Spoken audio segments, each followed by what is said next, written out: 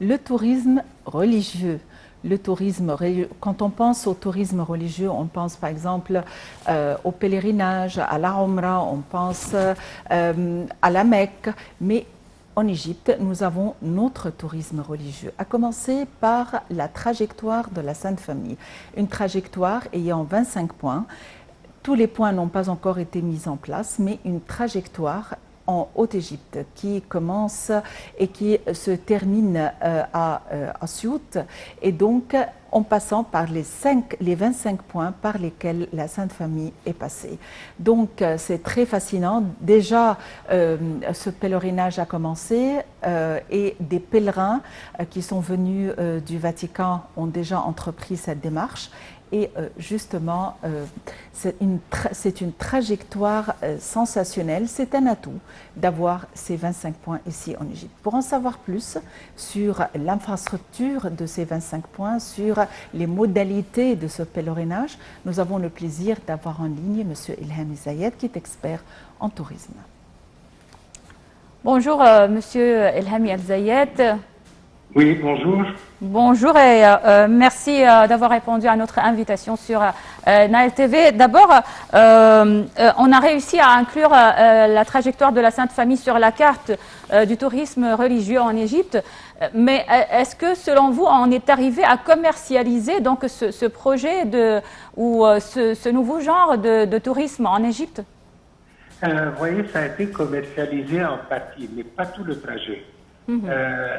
J'ai eu la chance ou l'honneur d'être membre de l'institution qui a commencé ce projet en 1999. C'est une association qui s'appelle Nehra. Et le président, c'est Mounir Rapour, et moi j'étais le vice-président de cette association. Alors, le but, c'était justement d'abord d'établir les points. On a produit la carte, on a produit un livre sur la visite de la Sainte Famille en Égypte. Et malheureusement, on ne peut pas visiter tous les points parce qu'il y a des points, par exemple, à El Arish. En passant par le Sinaï, le Nord Sinaï, on ne va pas le faire actuellement. Et il y a des points en Haute et en Basse Égypte, dans les deux. Mais la majorité sont en Haute Égypte. Donc vous avez entièrement raison en disant en Haute Égypte. Alors il faut faciliter l'accès à ces points, à ces différents points.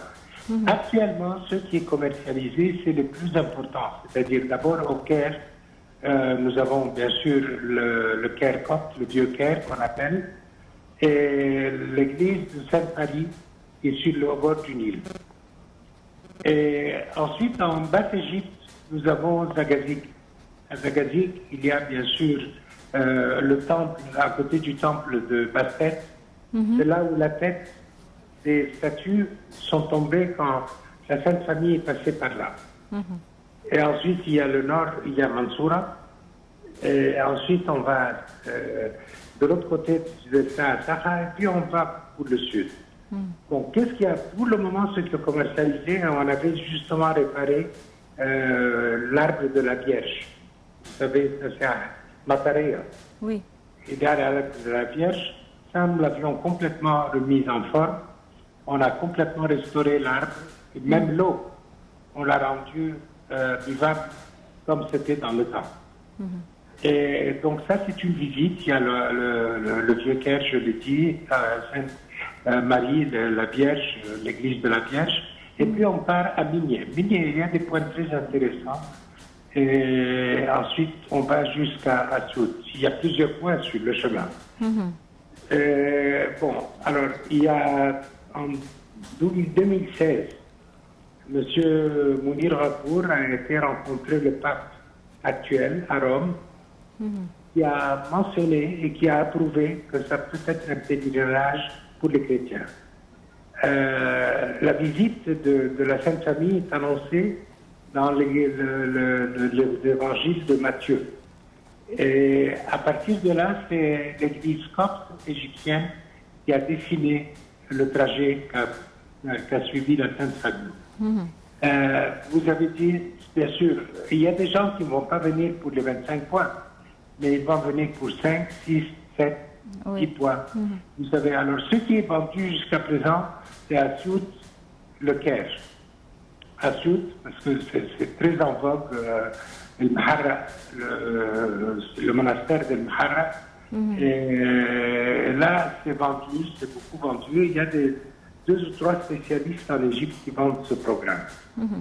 Et on espère que bientôt, en facilitant l'accès à ces endroits, on pourra voir beaucoup plus d'endroits commercialisés. Oui, on l'espère. Monsieur Ilham Zayat, quelles sont les modalités de ce pèlerinage? Vous avez bien précisé là qu'il y a des gens qui ne seront pas capables de faire tous les points.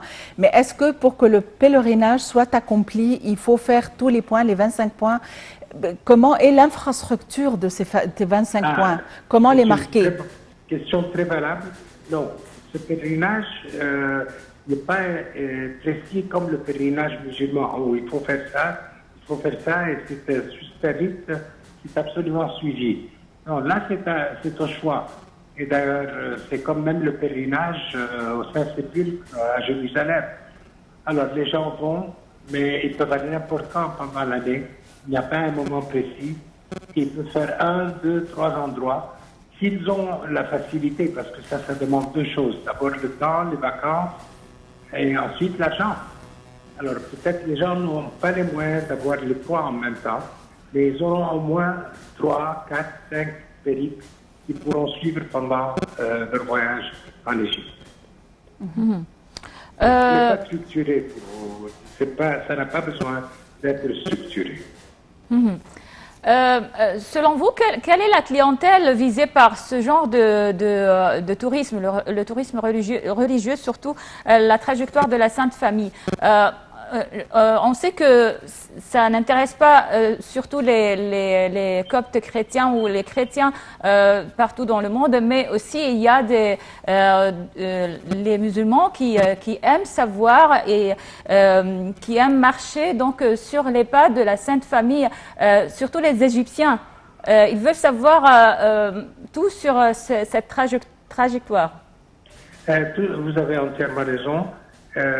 Les gens, enfin, tous les musulmans, qu'ils soient chrétiens, ils croient pour l'avenir, c'est-à-dire pour la seconde vie, pour l'au-delà. Et c'est pour ça qu'ils essayent de faire ce genre de pèlerinage.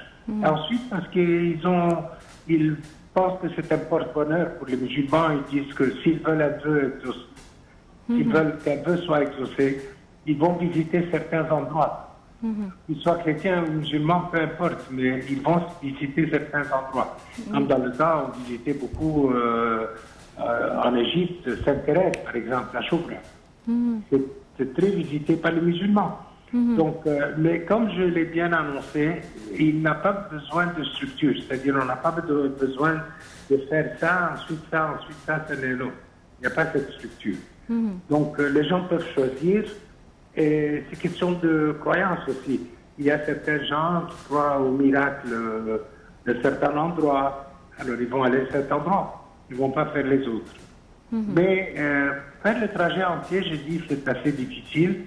Mais on se contente de... Nous, on prépare le trajet entier, mais les gens peuvent choisir ce qu'ils veulent faire.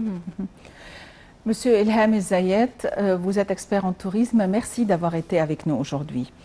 Il faut dire que la route de la Sainte Famille traverse plusieurs gouvernorats ici en Égypte, dont le gouvernorat du Caire, Behira, Sharqiya, Kafr el-Sheikh, Minya, Asiout, Gharbiya et le nord du Sinaï, entre autres.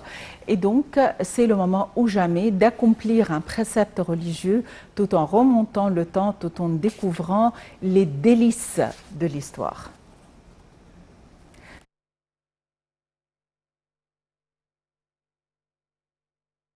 Que ce soit sur la trajectoire de la Sainte Famille, il est temps de clôturer. Oui, on espère un jour faire ce voyage-là, même en Égypte, même au Caire.